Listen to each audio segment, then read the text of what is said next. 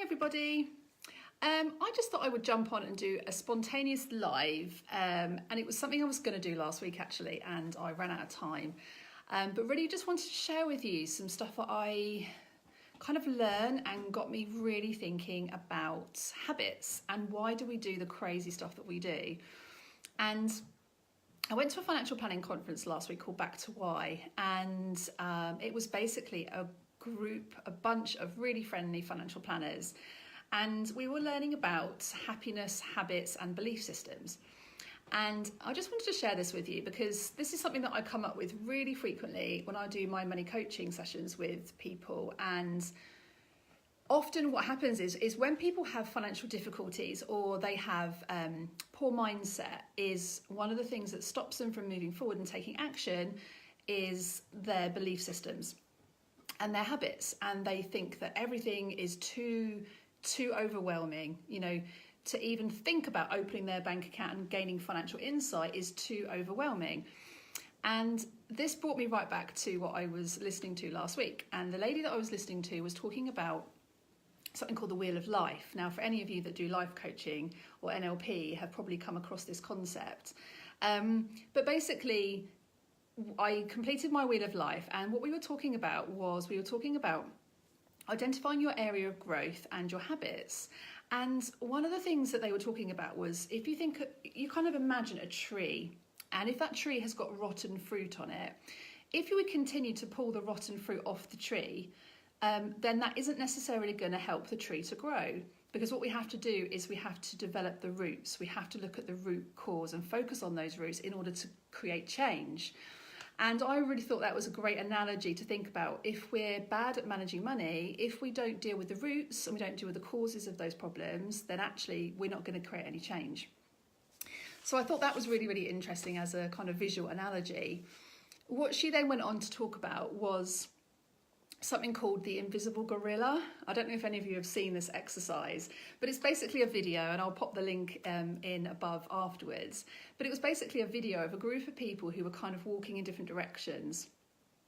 And then all of a sudden this kind of gorilla appears and comes off the screen. And the idea behind it is that the video gets you to focus on this ball being passed between the people that are moving about.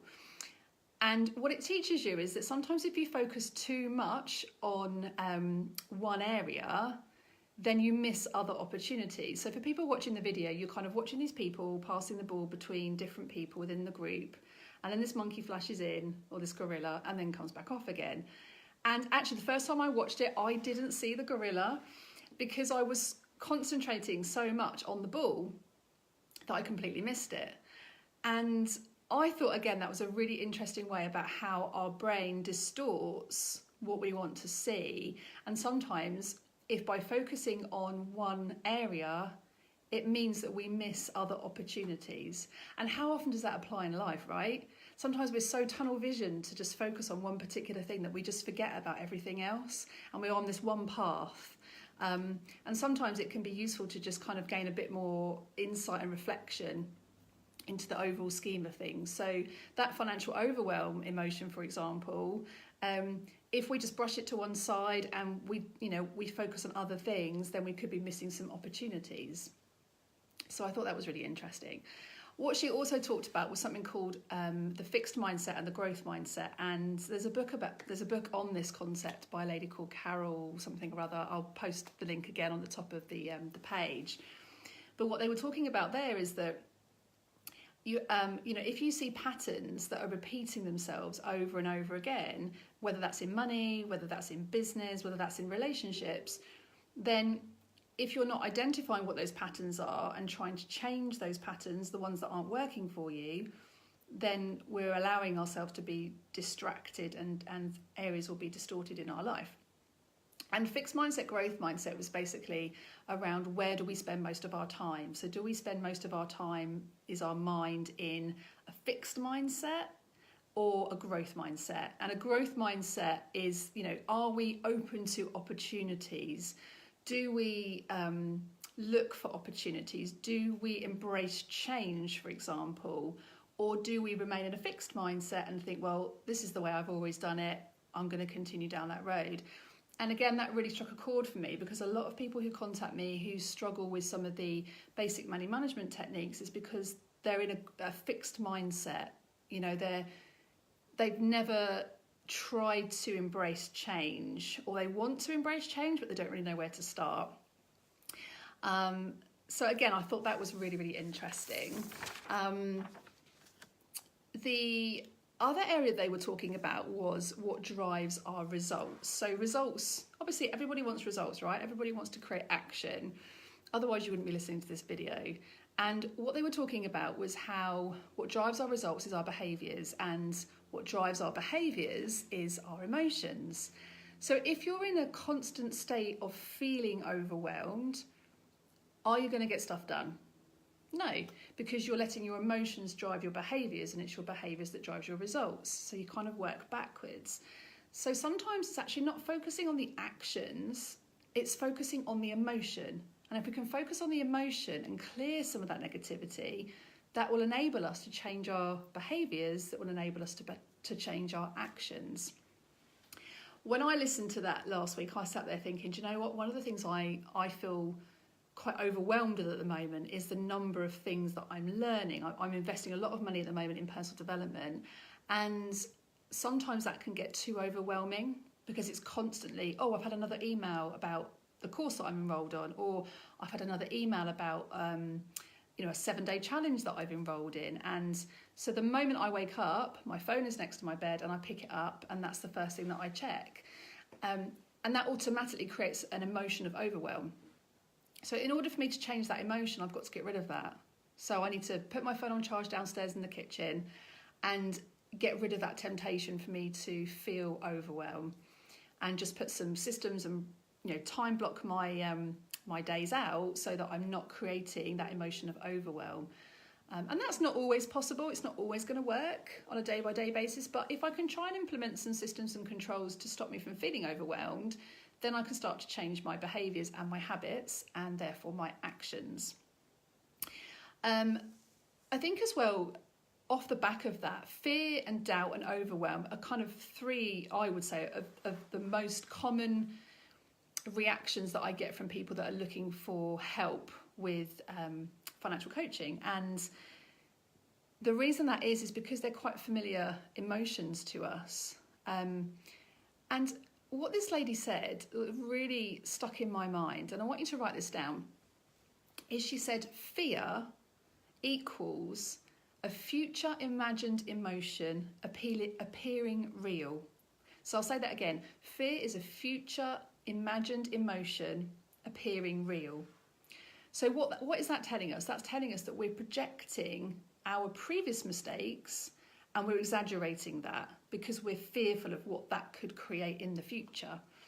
But it is a future imagined emotion. That's all fear is.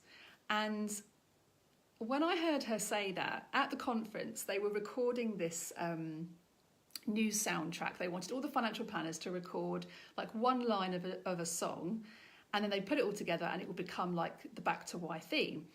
And I was sitting there, and the guy said, for anyone who wants to do this, go over to this booth, in the break and record your line. And I'm sitting there thinking, oh, I can't sing. That would be terrible. I'm putting myself straight away in fixed mindset. And the lady sitting next to me said, come on, do you fancy giving it a go? And then I was just like, do you know what? Yeah, sure. Because for me, I was thinking, I was really fearful about how I'm going to sound, what I'm going to look like when I'm being videoed and having to do this, this line from this track that I had no idea what this line was going to be. And actually, when I did it, it was really, really fun. It was completely ridiculous, and I probably look really stupid, but I really didn't care. So for me, I really kind of practiced that being in growth mindset and understanding that fear just didn't matter. It really didn't matter.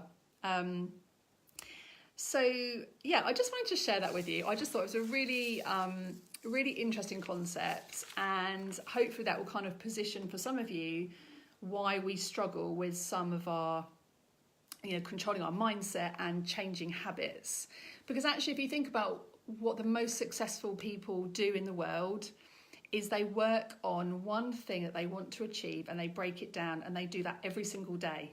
every single day. So whether that's meditating for 5 minutes, or journaling for 5 minutes on a Sunday morning, or whatever that may be, they practice that one thing every single day. And by practicing it every single day, it becomes a habit.